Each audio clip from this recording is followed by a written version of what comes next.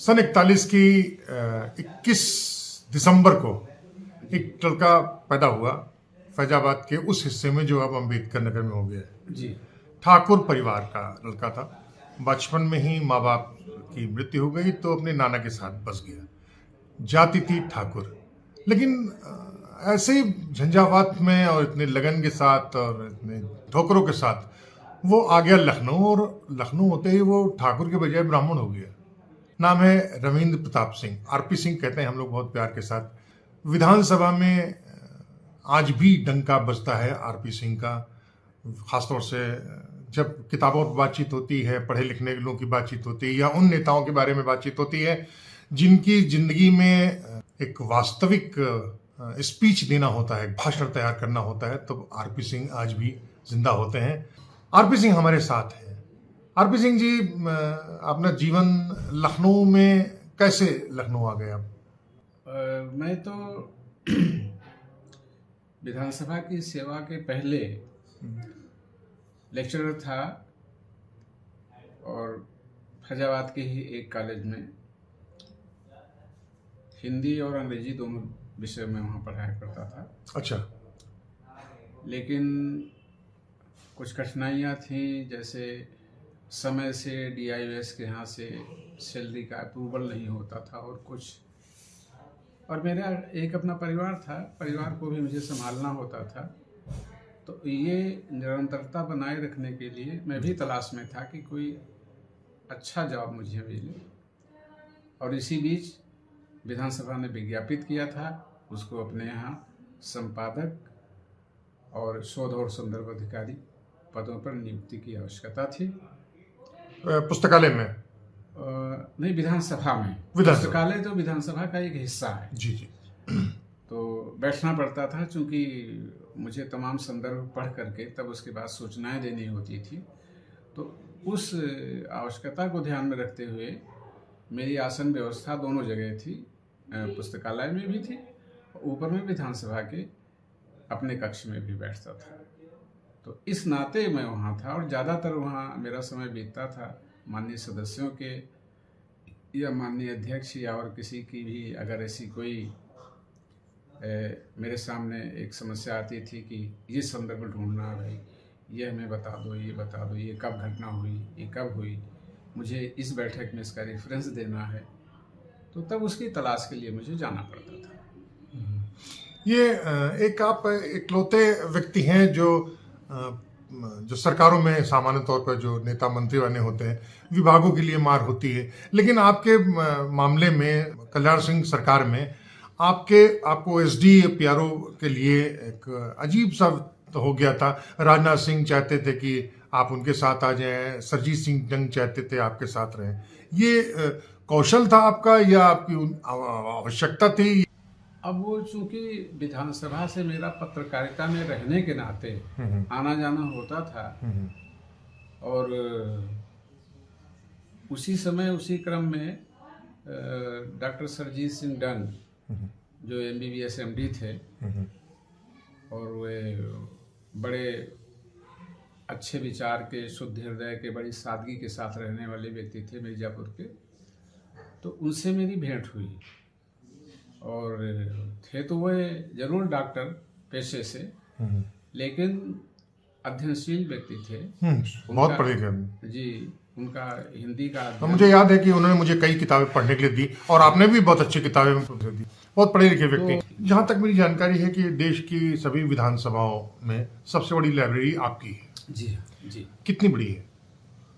देखिए, हमारी लाइब्रेरी 6 तलों में स्थापित है, और ऐसा कहीं किसी भी लोकसभा को हम थोड़ी देर के लिए छोड़ सकते हैं जी, कि उनकी अपनी लाइब्रेरी है और बहुत बड़ी है। लेकिन जब मैं विधानसभा की सेवा में था तो मुझे ये अवसर मिला कि मैं कई राज्यों में जहाँ ऐसे कोई संसदीय फंक्शन होते थे तो उसमें बुलाया जाता था, तो कभी कभी माननीय अध्यक्ष महोदय चाहे अपने साथ ले जाएं, चाहे अलग से मुझे भेजते थे, मैं प्रतिनिधित्व तो करता था उत्तर प्रदेश विधानसभा का।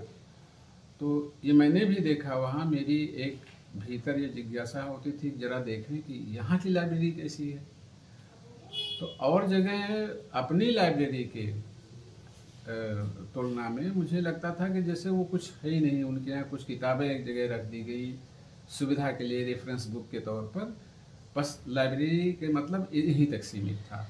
लेकिन हमारी लाइब्रेरी जो 6 तलों में उत्तर प्रदेश विधानसभा की स्थापित हुई है, ये निस्संदेह भारत की सबसे बड़ी लाइब्रेरी है लोकसभा को छोड़कर, कि जो भारत की विधानसभाओं को अगर ध्यान में रख के देखा जाए तो सबसे बड़ी लाइब्रेरी। क्या क्या खासियत है उसमें? देखिए, वहाँ जो लाइब्रेरी है उसके तल कुछ तो भाषा के आधार पर, जैसे हिंदी खंड कहते हैं जहाँ हिंदी की सारी किताबें हैं, अंग्रेजी खंड कहते हैं जहाँ अंग्रेजी की सारी किताबें हैं, कार्यवाही खंड कहते हैं जहाँ सारी कार्यवाहियाँ शुरू से लेकर 1887 से, जब से विधानसभा की कार्यवाहियाँ वहाँ रखी जाने लगी हैं, तब से लेकर और आज तक वो सुरक्षित हैं।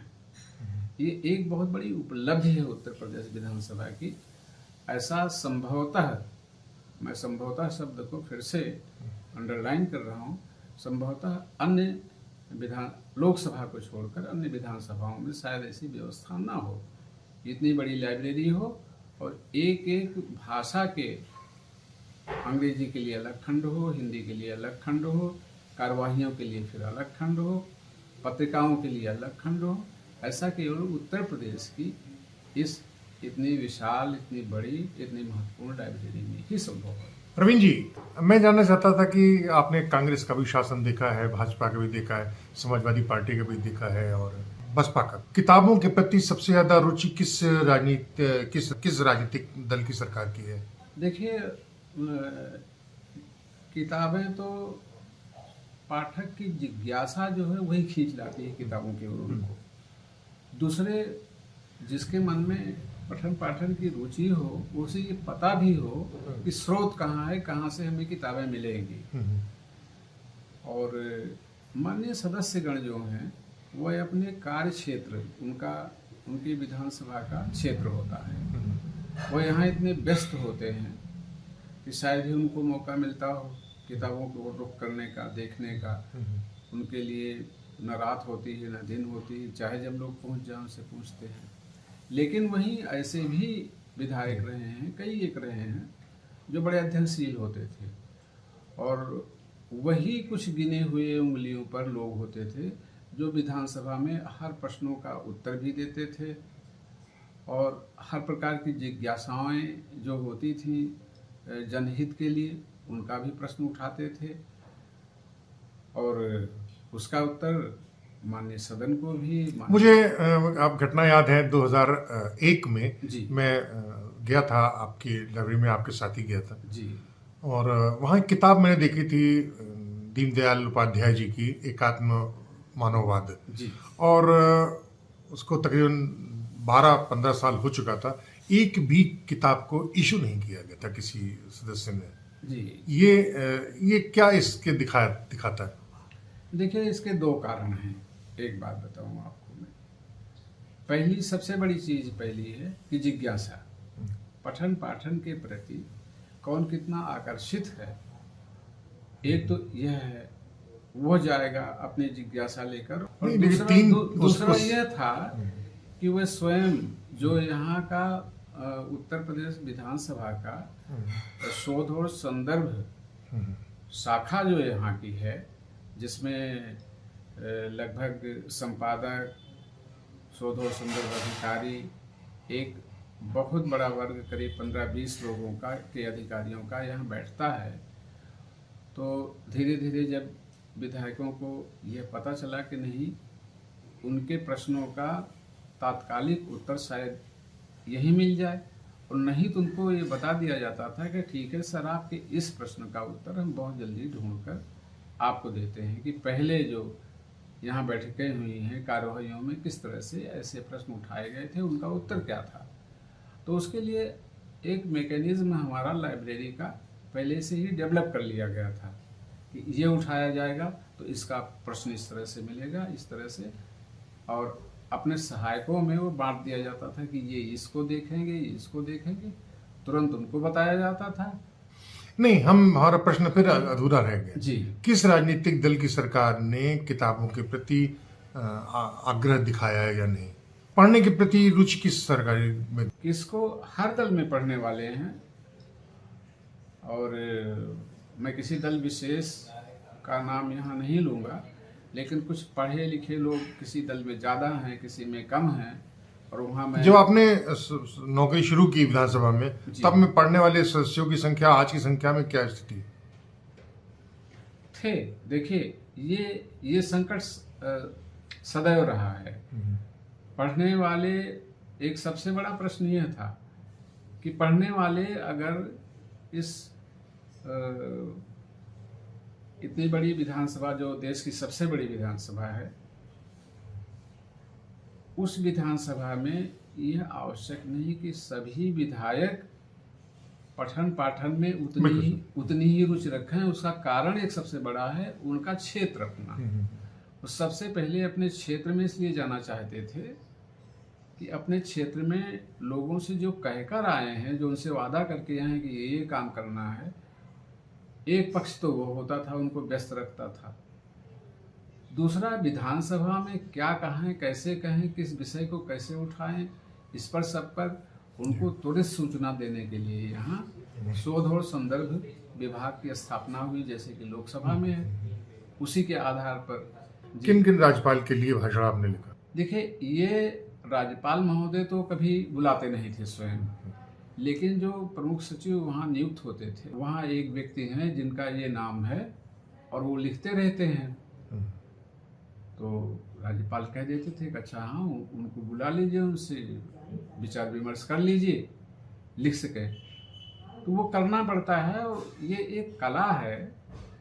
जिस व्यक्ति के लिए भाषण लिखा जाता है, उस व्यक्ति के व्यक्तित्व में ढालना पड़ता है अपने आप को, उसके बोलने की शैली कैसी है, फिर अगर किस वर्ग के हैं, किस धर्म के हैं, और किस तरह के उर्दू के शब्द कितना इस्तेमाल करते हैं, हिंदी के कितने, संस्कृत निष्ठ भाषा बोलते हैं। बहुत हैं जिन्हें अंग्रेजी की पढ़ाई शुरू से लेकर आखिर तक की है, तो उन्हें अंग्रेजी के शब्दों का अच्छा ज्ञान है, वे उसका प्रयोग करते हैं।